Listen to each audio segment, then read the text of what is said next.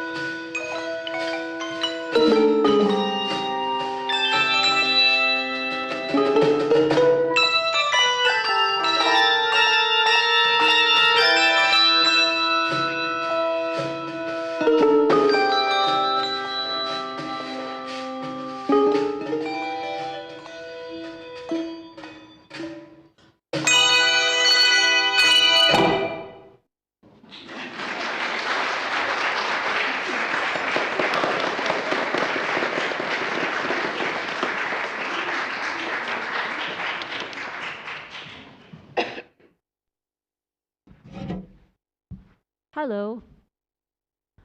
Do I push the button? Okay. Hi, my name is Cindy, and my sort of live moment came a few years ago.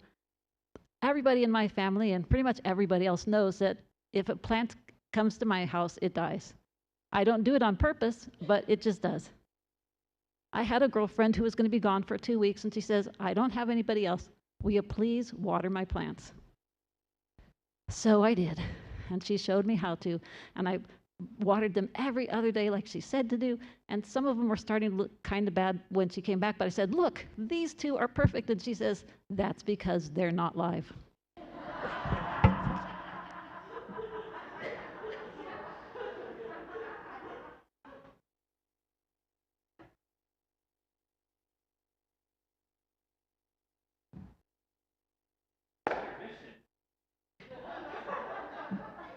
So, here's some music jokes. Anyone know the difference between a violin and a viola? The viola burns longer. Here's another one. What do you define as perfect pitch? 40. Oh, it's trash can in one row. And this concludes our intermission.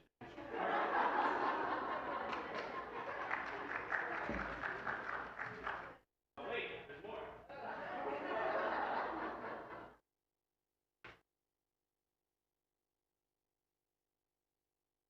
It's got one more.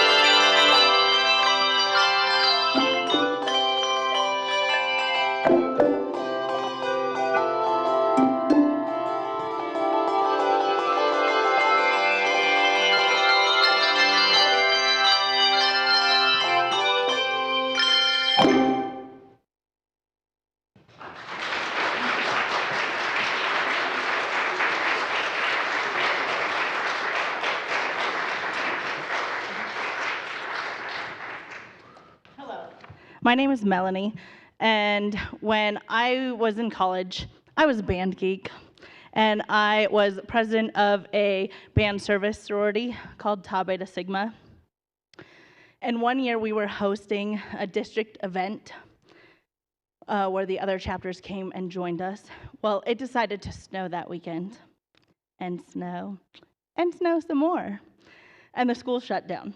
So all those events we had been planning couldn't happen at the school.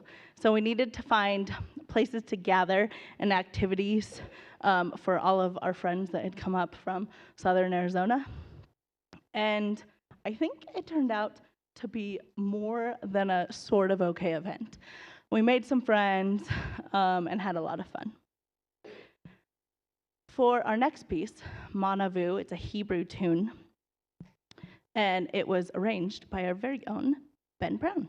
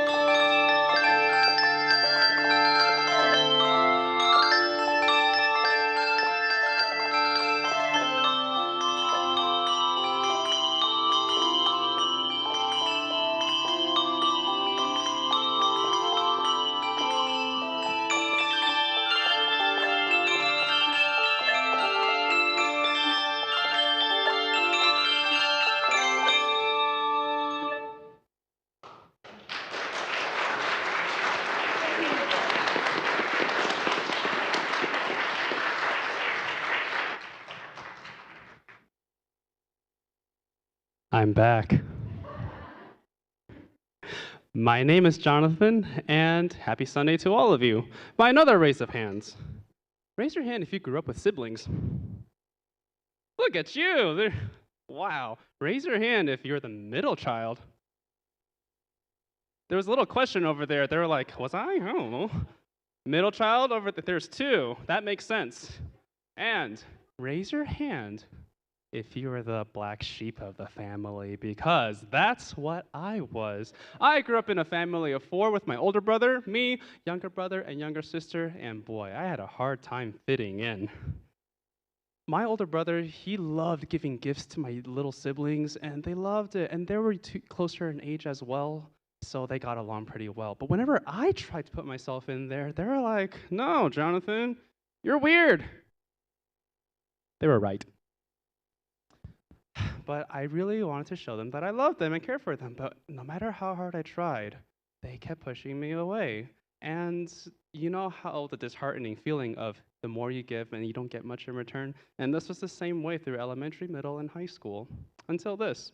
When I left for college, um, here's what happened. You know the saying that distance makes the heart grow fonder? Well, guess what? The first time I went back and visited home, I saw my family, and they didn't miss me. Not one bit. It was exactly the same. And it kind of hurt a little bit, but I still wanted to have a strong family connection with them. But so I kept persevering, showing them that I really wanted to have deep relationships with them. So over time, they saw I was being genuine and sincere, to the point where they started actually opening up to me. Their hearts softened, and we had a lot of wonderful healing with each other now. Like this, my little brother now, he talks to me about his life goals. My little sister tells me about her relationship problems, and let's not get into that.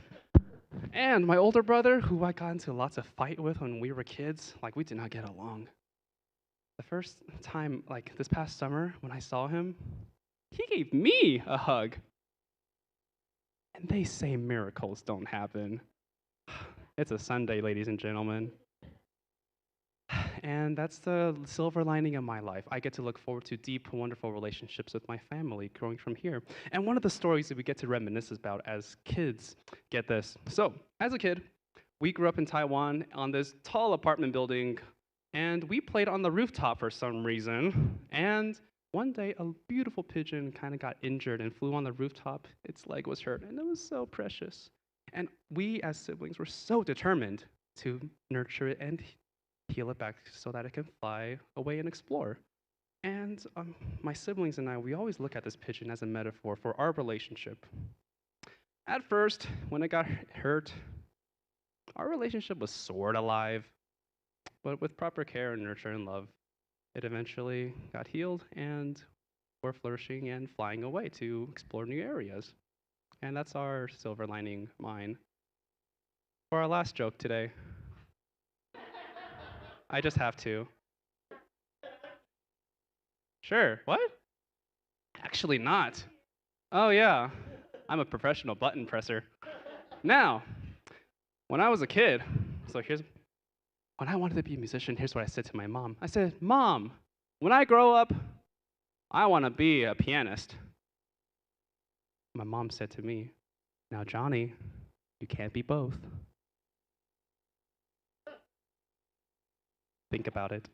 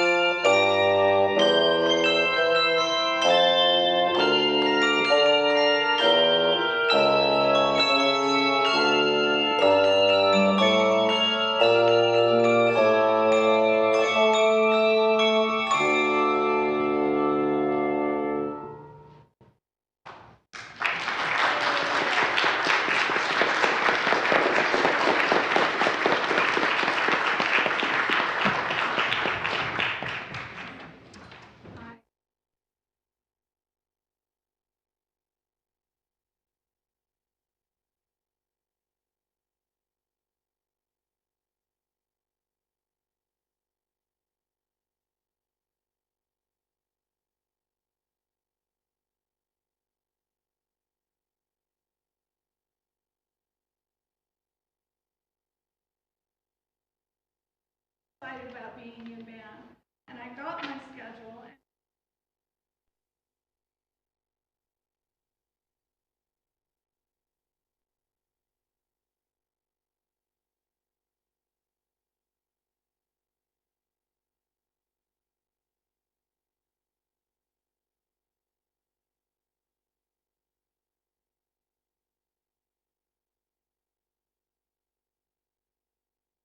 Oh. Sorry. So do I need to start my story over? You guys could hear me okay? Okay. So I went to the band director and I said, look, I've been playing the flute for 2 years. I don't want to be in beginning band, but I really want to be in band. So what options do I have? He says, well, you can learn how to play a new instrument. Okay, what instrument should I learn? And he says, you need to learn how to play the oboe. And I looked him square in the eye and I said, what is an oboe? I had no clue. He says, well, you know the story of Peter and the Wolf and the music for Peter and the Wolf, and the duck in Peter and the Wolf is portrayed by the oboe. And I said, yes, I know the music for Peter and the Wolf, and I love the duck music. Teach me, please, teach me how to play that. I want to be the duck. So he taught me how to play the oboe. I continued to play it through junior high, high school, college, and into my adult years. And the best part of this silver lining is a few years ago, I had the opportunity to play the duck when we played Peter and the Wolf.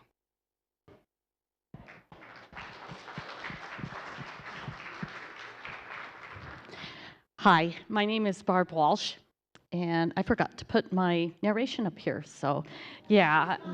Use yours? Okay, I'll just use yours. So let me just say that you all are our last live performance, and we just feel super blessed that we got to be able to do some live performances. We have just really enjoyed this a lot. Because like Ben was saying, we thought it was just going to be sort of live, just the live streams. And we get a lot of energy from you and happiness for playing for people, and the smiles on your faces, whether they're masked or not, just means a lot to us. So we really appreciate that. And one of the silver linings for me through the pandemic is these people that you see in front of you. They wanted to make music, and we wanted to be our own quarantine pod, and I just feel so very lucky. Our relationships are deeper, and they actually saved my sanity. So thanks, you guys.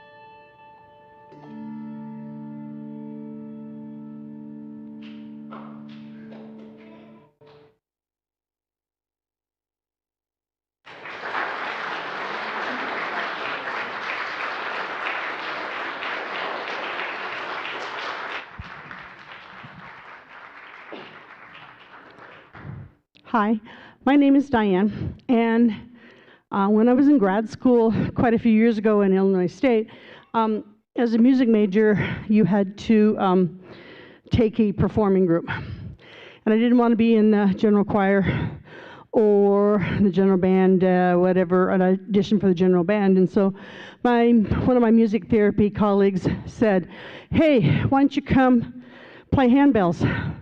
And I said, "What?" And she said, "Come play handbells. Come try it out." So I went, I tried out. I was playing the top two positions up here, had to learn four in hand, and had to give away a lot of notes because I was playing two positions because that's what we had. And they had already played and I hadn't, so it was baptism by fire, but I got hooked. And my silver lining is I wouldn't be playing handbells today if I hadn't got hooked then.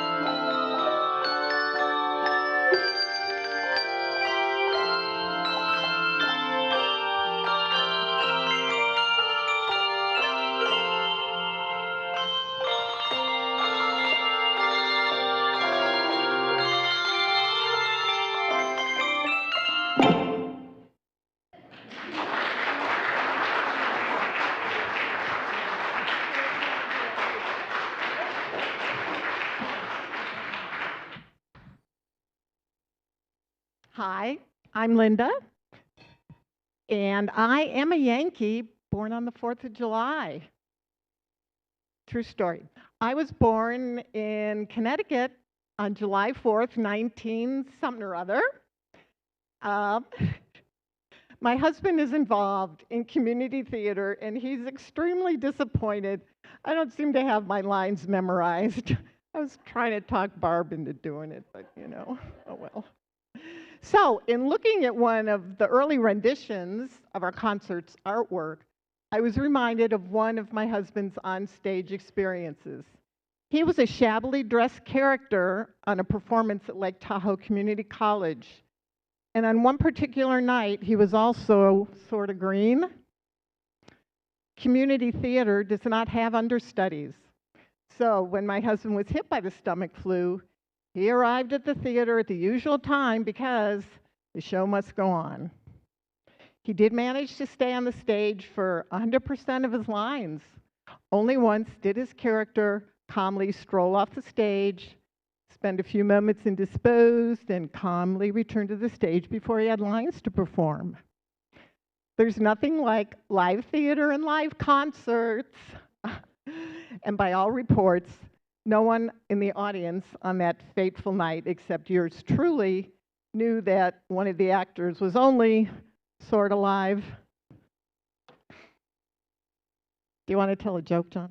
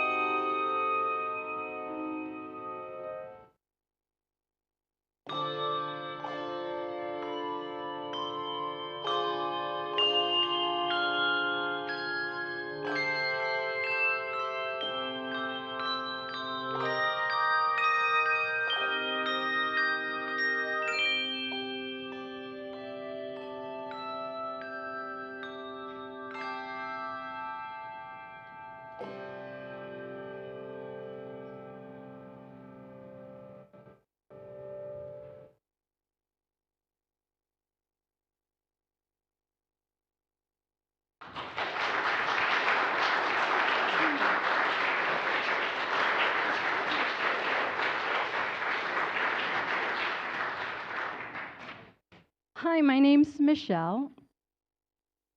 My sort of live moment happened the Friday before our concert series was supposed to start. And I woke up in the morning and, feeling kind of sort of live, and you're doing the, moving down the wall by, no sight. Ooh. And I ran right into the TV stand that I missed a gazillion times before and broke my toe. Yes, I broke my toe. So, just so happens that a week later, Barb did the same thing. She broke her toe. My toe. I broke my toe. Same thing. It wasn't first thing in the morning. I don't have that excuse. But I broke my fourth toe running into my TV stand. Same toe as mine. So, our silver lining is the fun that we have had creating the stories. I am so glad you asked. So, we were riding our horses in the Himalayas. And they were a special kind of horse. They're alcatikis. And so if you know your horses, they have like shimmery gold hair and Ooh. yeah, and black manes and tails. Yeah. Yeah. Go Ben. Yeah. Okay, so we're riding our horses down the trail in the Himalayas, and we see a polar bear stuck in the snow, or ice, stuck in the ice. It was in the ice. In the ice. It was a what? It was unbearable. And so we decided to hop down off our horses. And then we wanted to we wanted to help this poor polar bear. So we were kicking at the ice. No, yeah. Sorry. Okay. And then we just, we got him out, but we broke our toe. Yep. We broke our toe. I broke my toe. She broke her toe. This the same. The bear is fine. Yeah. The bear's I got nothing for that.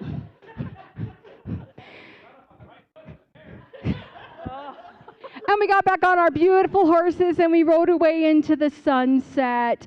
And that's our story. Yeah, that's our story, and we're sticking to it.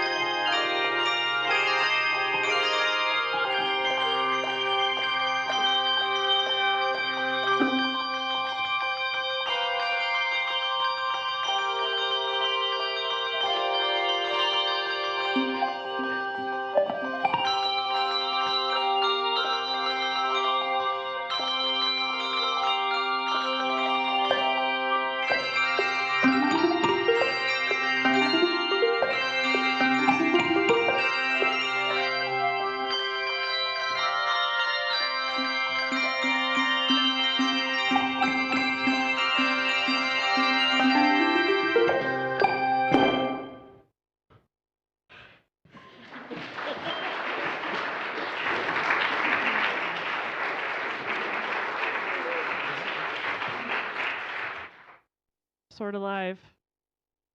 That's a really good example of sort of live. Have you ever had that band that you just couldn't wait to see, but they'd never even come like within 1,000 miles of you? Well, we had that band and they were coming to San Francisco. And so myself and a bunch of other people said, you know, let's go all out. Let's charter a bus to take us there, because there's like 25 of us. And so we did, and we started driving, and it was March, so of course, the pass node closed.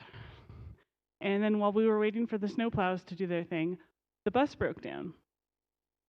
So they sent us limping along to the casino parking lot to wait for a new bus. Well, as it turns out, that bus was 18 hours late. So we missed our concert really good. It was disappointing, but in a weird twist of fate, another band had also been on the highway that night, had also gotten stuck at the top and sent to the casino parking lot. And we got to see a show I never would have seen, I never would have even thought about, but I can never forget. So it's kind of weird how coincidences work. Oh yeah, I learned a few keywords in Swedish. Ask me later. To you, thank you for being here, for being our audience, because you guys make us live, not just sort of live. And we have audience surveys. If you feel obliged, you can turn one of those in at the table or fill it out online. We'd love to know what you think, so we can keep doing entertaining shows.